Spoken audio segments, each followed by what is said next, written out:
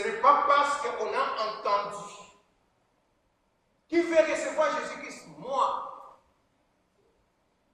Parce qu'il y avait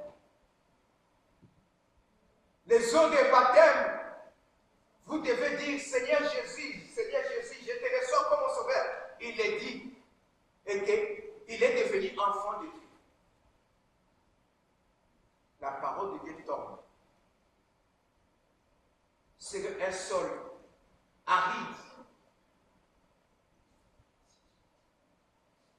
sur un sol sablonné, un sol pierreux et sur un sol fertile. Les disciples ont posé la question au Seigneur, peux-tu nous expliquer ces paraboles des semeurs? C'est quoi? La parole de Dieu est annoncée. Il y a des gens, par réaction épidermique, par émotion, il y avait une forte louange qui veut recevoir Jésus. Avancez devant. Mettez-vous à genoux. Levez les mains. Lève les mains. Priez après moi. Il prie. Mais quand il retourne pour marcher avec Jésus-Christ, si on ne parvient pas, si on n'accepte pas de mourir avec Jésus, et enfin de ressusciter avec lui, on n'est pas chrétien. Si on n'accepte pas de confier sa vie passée à Jésus-Christ, moi je suis, moi tel, X, Y, je te confie ma vie. Elle n'est pas bonne. J'accepte ta vie. Galates 2:20. Ce n'est plus moi qui vis. C'est Christ qui vit en moi. Si on ne passe pas, on ne franchit pas cette étape, on n'est pas enfant de Dieu. Peut-être que la parole de Dieu est tombée ce jour-là par émotion, tu t'es levé, oui. Mais à la fin, tu retournes, tu continues. J'étais quelque part. Quelqu'un me dit, pasteur, veux-tu que je mette la musique de Kofi ou la musique chrétienne? J'ai regardé. Il m'annonçait sa nature, ce qu'il est. Je n'ai pas voulu former des hypocrites afin que quand je serai parti, ils disent c'est parce que le pasteur était là que j'ai mis la musique chrétienne. Je lui dis, sens-toi libre de faire ce qui est bon. Parce que je savais que j'allais apporter la parole de Dieu. Afin qu'il se mette lui-même. Que cette parole soit un témoignage pour qu'il puisse se réajuster, où il veut demeurer avec profit, où il devait demeurer avec le Seigneur Jésus. Mes frères et sœurs, la vie éternelle que le Seigneur nous donne, je nous recommande, s'il vous plaît, à la maison, lisez. C'est un grand chapitre. Lisez Romains 5. Je vais prendre quelques points. Je voudrais que nous, enfants de Dieu, la mère, nous soyons cultivés, que nous demeurions dans la saine doctrine. Romains chapitre 5, verset 6. Car lorsque nous étions encore sans force, au temps marqué, Christ est mort pour les impies. Verset 7. Appelle-moi, je prends le verset 8. Mais Dieu prouve son amour envers nous en ce que lorsque nous étions encore des pécheurs, Christ est mort pour nous. Verset 9. À plus forte raison, maintenant que nous sommes justifiés par son sang, serons-nous sauvés par lui de la colère. Verset 12. C'est pourquoi, comme par un seul homme le péché est entré dans le monde, et par le péché la mort, et qu'ainsi la mort s'est étendue sur tous les hommes, parce que tous ont péché. Qui était là quand Adam et Ève ont péché physiquement?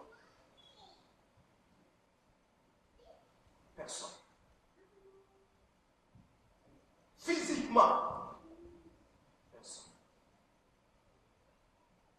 La Bible nous dit, tous ont péché et sont privés de la gloire de Dieu. Même la Vierge Marie a péché. C'est une grâce que le Seigneur l'ait choisie pour qu'elle soit la mère de notre Seigneur et Sauveur Jésus. Lisez les Magnificat, la déclaration de Marie, pour comprendre qu'elle reconnaît son péché, qu'elle ne mérite pas, c'est une faveur que Dieu lui a donnée. Tous ont péché. Donc, la nature, Adam et Ève ont péché, ont répercuté ces péchés-là sur tout être humain qui allait naître et qui continue à naître.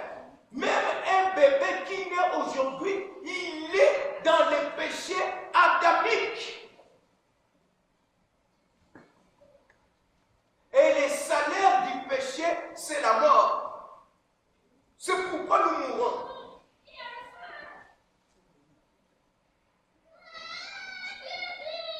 Alléluia. Est-ce que nous sommes là? Est-ce que nous comprenons que les salaires, Adam et Ève ont péché? Cela s'est répercuté sur nous. Il n'y a aucun qui fait le bien.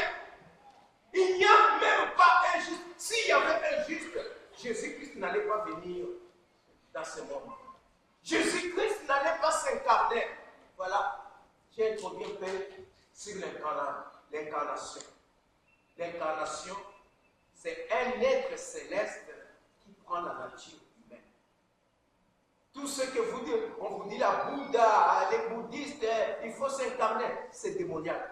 L'incarnation, c'est un être céleste qui s'incarne en être chair. Et plus l'incarnation concerne Jésus-Christ, le Fils de Dieu, ce qui est divin. Les anges ne sont pas divins, ce sont des êtres célestes. La divinité des Pères, des Fils et des Saints.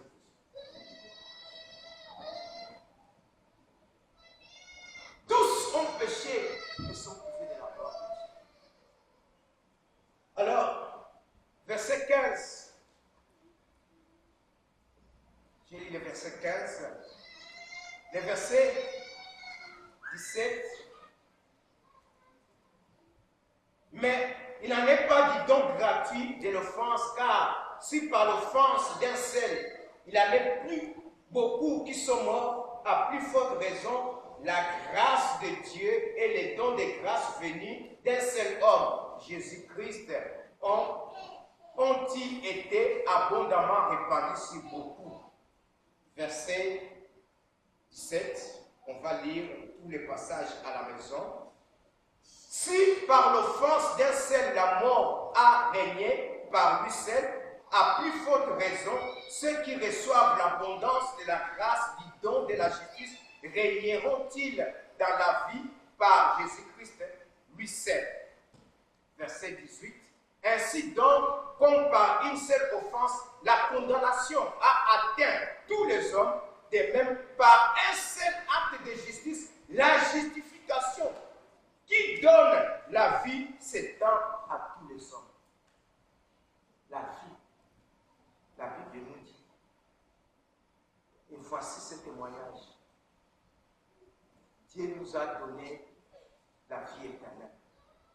Celui qui a le Fils de Dieu a la vie. Celui qui n'a pas le Fils de Dieu n'a pas cette vie. Je vous ai écrit cela afin que vous croyez que vous avez la vie éternelle, vous qui croyez au nom du Fils de Dieu.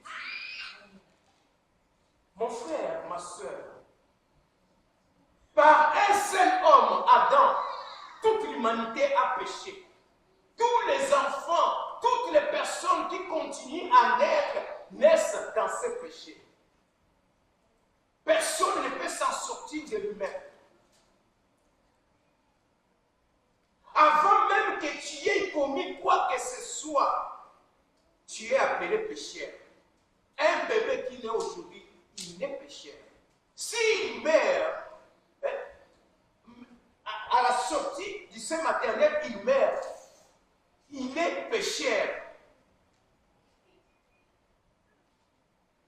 On t'a marqué. Le Seigneur Jésus est mort pour des ennemis. Il n'y a aucune notion des œuvres. Aucune notion des œuvres. Oh, moi je suis né dans une famille chrétienne.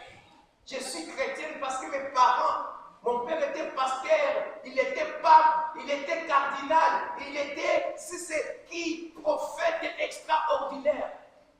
Peu importe.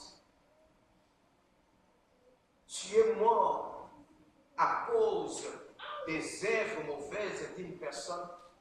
Et si tu es ressuscité, si tu as la vie, si tu peux avoir la vie éternelle, c'est par un seul homme qui s'appelle Jésus-Christ. Amen. Il te donne la vie. Et quelle vie? La vie éternelle. Amen. On dit bien la vie éternelle. Ça ne dépend pas de tes œuvres, ça ne dépend pas de ta prière, ça ne dépend pas de ta famille, ça ne dépend pas de ta tribu.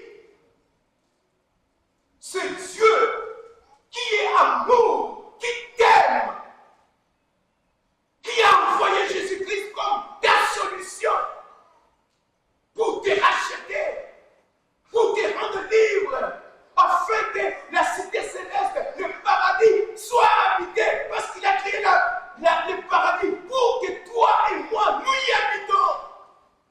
L'enfer, c'est pour les démons, les diables.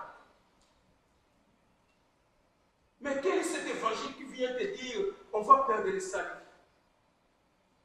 Si réellement tu as reçu Jésus-Christ, si cette parole est tombée sur la bonne terre,